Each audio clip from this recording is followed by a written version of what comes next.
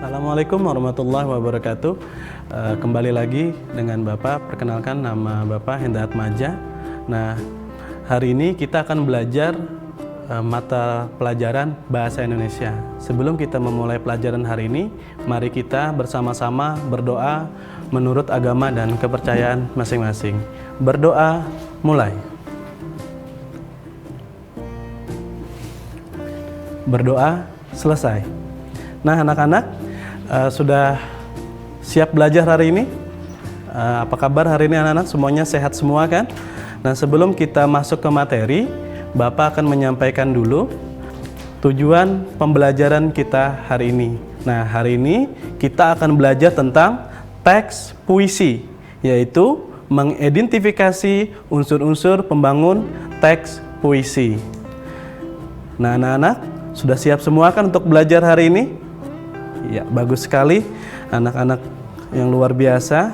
Tujuan pembelajaran hari ini adalah yang pertama, anak-anak semua bisa mengidentifikasi pengertian puisi dengan tepat. Yang kedua, mengidentifikasi ciri-ciri puisi. Yang ketiga, mengidentifikasi unsur-unsur pembangun teks puisi dengan tepat. Dan yang terakhir adalah menelaah unsur-unsur pembangun teks puisi dengan benar. Nah, jadi itu tujuan pembelajaran kita hari ini. Sebelum kita masuk ke materi, sejenak kita rehat dulu ya. Jangan kemana-mana anak-anak.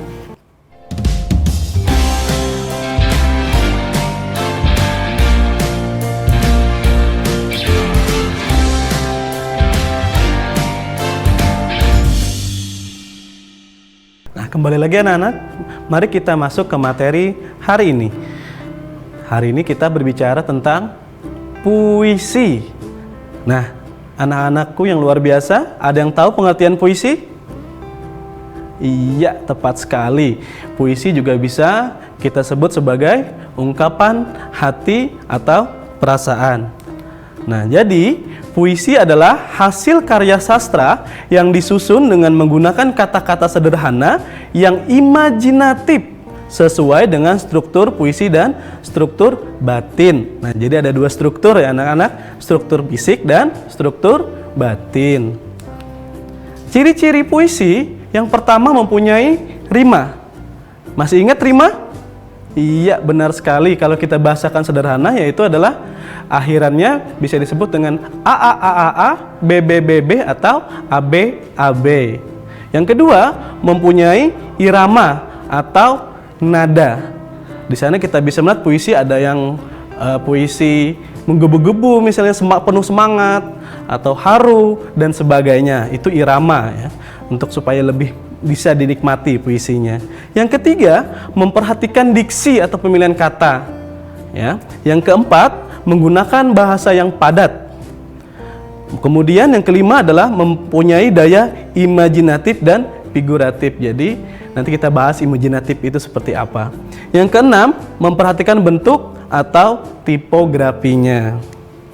Bisa dimengerti ya anak-anak ya? Nah, di sini ada dua unsur pembangun puisi. Yang pertama yang kita bahas pertama tadi adalah unsur fisiknya yang bisa dilihat dari puisi tersebut.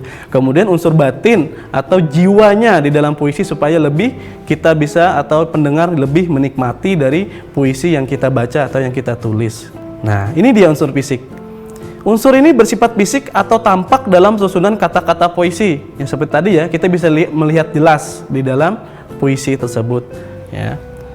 Nah, di dalam unsur fisik ada 5 yang akan kita bahas. Yang pertama adalah majas atau bahasa kias ya, atau bahasa perumpamaan. Biasanya berupa perbandingan, pertentangan, perulangan, dan perumpamaan. Contoh, persahabatan kita bagai ranting yang kokoh. Nah, bagai ranting yang kokoh itu masuk dalam majas simile atau perbandingan eksplisit. Kemudian contoh yang kedua, angin menari bersama awan, itu masuk majas personifikasi perumpamaan ya. Diumpamakan angin itu seperti manusia bisa menari. Nah, itu masuk personifikasi. Kemudian yang kedua adalah irama atau musikalitas atau nada di sana. Berfungsi untuk memberi jiwa pada kata-kata dalam sebuah puisi, sehingga bisa membangkitkan emosi tertentu seperti sedih, kecewa, marah, rindu, dan bahagia, haru dan sebagainya juga ya di situ di irama, sehingga ketika orang mendengar kita membacakan puisi, orang bisa tersentuh dan bisa masuk ke imaji atau dunia yang kita ciptakan di sana yang kita inginkan.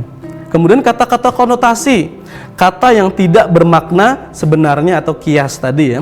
Contohnya jejak-jejak kaki bermakna pengalaman hidup.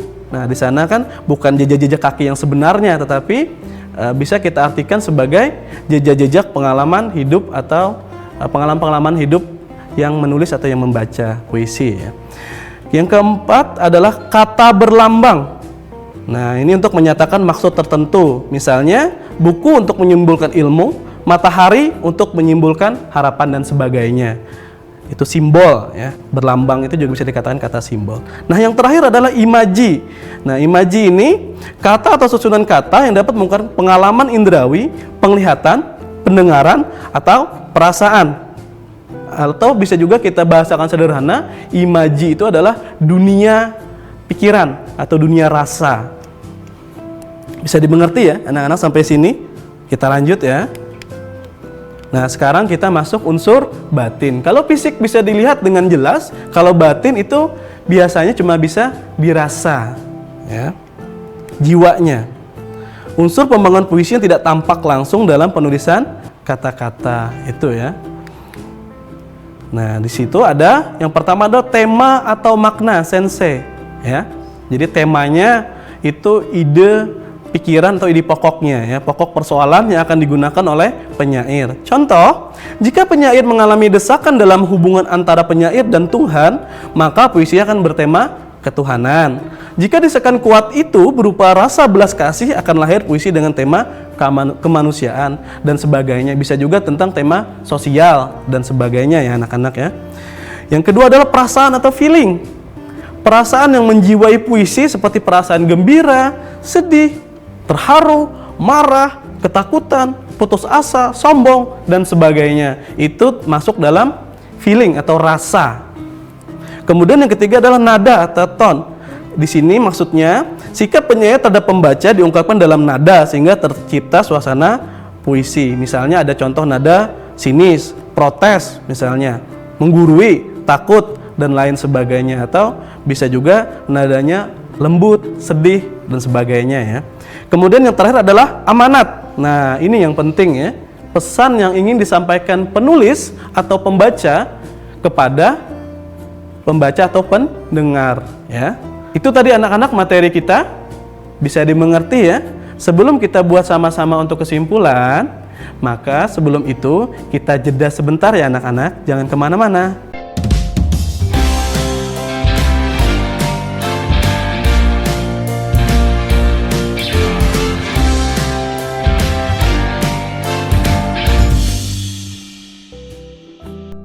Oke, anak-anak kita kembali lagi. Nah, setelah kita memahami materi tentang puisi, kita sama-sama sekarang membuat kesimpulan. Ayo, kesimpulan yang pertama apa? Iya, benar sekali, pengertian puisi ya.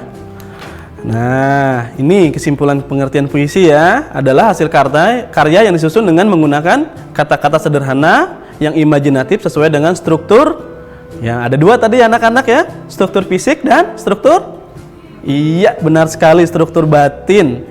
Nah, ciri-ciri puisi ada 6. Ada irama, ada rima, diksi, bahasanya padat, daya imajinatif dan figuratif, serta memperhatikan tipografi atau bentuk. Nah, unsurnya ada 2. Unsur fisik, di sana ada majas, irama, kata konotasi, lambang atau simbol, dan pengimajian atau imajinasi ya. Yang kedua adalah unsur batin, di sana ada tema, perasaan, nada, dan suasana serta amanat. Sudah bisa semua ya? Sudah paham? Nah, bagus sekali, luar biasa anak-anak semua ya. Nah, sekarang coba dilihat puisi berikut ini. Silahkan baca puisi tersebut dengan judul Tetaplah Hebat Sekolahku ya. Kemudian ada pertanyaannya.